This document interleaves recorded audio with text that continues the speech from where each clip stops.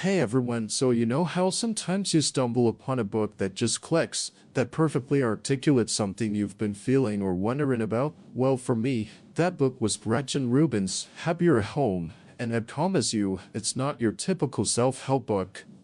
Even if it is, as Gretchen herself would say, self-helpful.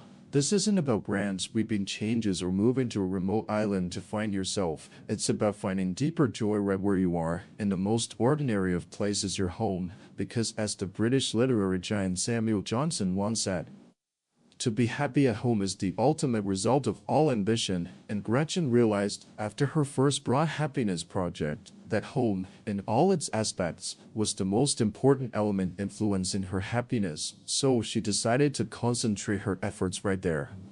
The whole book is essentially a year-long experiment, structured month by month from September to May, mirroring the school year. Each month she picks a theme related to home, like possessions, marriage, or parenthood, and then sets a handful of really practical, concrete resolutions. It's her personal account of what I try, what I learned. Now you might be thinking, another happiness project? Didn't she do one already? Yes, she did, and she realized that even though her wife, same husband, two daughters, same apartment, same work didn't drastically change on the surface, her happiness really did heighten.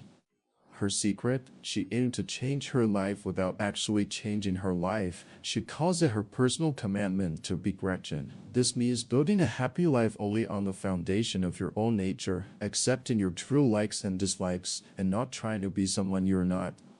One of the most fascinating aspects of this book is how Gretchen weaves in what she calls her 8 splendid truths about happiness. These aren't just fluffy affirmations, they're deep, sometimes paradoxical insights she's gathered. For example, she found that happiness doesn't always make me feel happy. Think about it, dealing with flu shots for your family might not feel happy in the moment, but it makes you feel right because you're doing your duty. Or taking driving lessons, which she dreaded but ultimately made her feel a greater sense of freedom and a stronger marriage partner. So how does she start this journey? She kicks off in September with possessions, aiming to find a true simplicity. Now, her husband, Jamie, often points out her aversion to stuff. She dislikes shopping, doesn't care much for home decor, and is always trying to get rid of things. But she argues that possessions do matter to happiness, not just as material things, but because of the memories and associations they hold. But here's a question I had when reading: how do you simplify it without throwing out everything? Especially if you're not naturally a minimalist. Gretchen's answer is brilliant. She realized her craving for simplicity wasn't about wanting less stuff, but about wanting less meaningless stuff. She chose to cultivate a shrine, creating areas in her apartment to highlight meaningful possessions, like a shrine to her family with cherished photos or a shrine to work in her tiny office, and then to tackle the meaningless clutter, she'd go shelf by shelf, systematically clearing out things that weren't useful or loved. Moving into October, she focuses on marriage and proving her love. She acknowledges that marriage itself brings happiness, offering support and companionship. She realized that if she wanted her marriage to be tender and romantic, she had to be tender and romantic. This connects to another splendid truth: the only person I can change is myself. She found that by changing herself, our relationship changed, and Jamie changed. She set resolutions like kiss in the morning, kiss at night, which, while it sounds a bit prescriptive, created a ritual of connection. She also resolved to give gold stars. This was a big one. She admits she always craves praise, but research showed her that husbands more than wives really rely on their spouses for effective affirmation, those words or actions that make them feel loved and supported. So she made a conscious effort to celebrate Jamie's accomplishments, thank him for chores, and say, "I love you" more often. And when that nagging voice crept in, she'd make the positive argument, actively countering negative thoughts about Jamie with positive ones. It's almost uncanny how effective it was in shifting her perception. In November, it's parenthood, and her goal is to pay attention. She recognizes that while she wants her daughters to be happy, she can't make them happy. They have to find it themselves. So, her resolutions focus on her own behavior as a mother. One really stood out: under it to a problem. When Eliza spilled purple nail polish on the carpet, instead of yelling, she calmly helped her find stain removal tips and started scrubbing, sparing everyone pointless anger.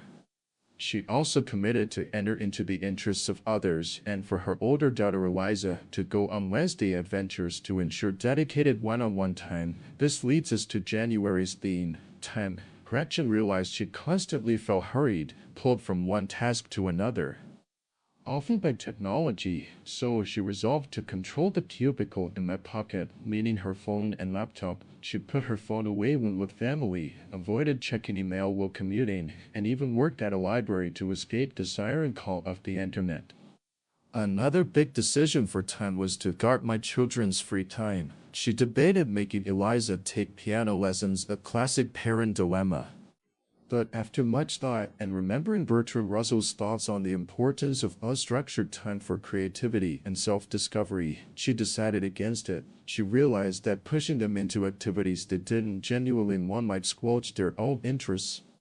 A powerful lesson on respecting a child's natural inclinations. December's interior design is less about throw pillows and more about renovating myself from within. Here she confronts happiness leeches, those chronically unhappy, critical, or lazy people whose moods are highly contagious. Her resolution was to resist happiness leeches by avoiding them, or, if unavoidable, using strategies like keeping a sense of humor or communicating via email to manage interactions. This is where she shares her seventh splendid truth: happy people make people happy. But you can make someone be happy, and no one else can make you happy. It's a powerful reminder that while we influence each other, ultimately, our happiness is our own responsibility. She also explores the paradoxical resolution to abandon my self-control. What does that even mean? For Gretchen, it meant using strategies like abstinence, completely giving up something tempting like sweets during the holidays, because for her, an abstainer, it's easier to have none than just a little, or using convenience, making it easy to do what you wanted, like putting holiday goodies out of sight to avoid temptation. This reduces the constant drain on willpower, making self-mastery easier. Gretchen Rubin's Happier at Home is more than just a list of tips. It's a profound journey into the practice of everyday life. She shows us that happiness isn't a destination, but a continuous process of self-knowledge and conscious effort. The book culminates in her eighth splendid truth: now is now. It's a powerful call to stop waiting for future happiness or better circumstances. She encourages us to find our treasure in the present moment and the ordinary details of our homes and our daily lives. Because now is now, and now is already a long time ago. So, if you're looking for a book that will make you think deeply about your own happiness, your relationships, your environment, and how you spend your precious time, I wholeheartedly recommend Happier at Home. It's a book that invites you to embark on your own happiness project, to be yourself, and to discover the vast, rich world that exists within your very own walls. It might just make you realize how much happiness is already there, waiting to be appreciated.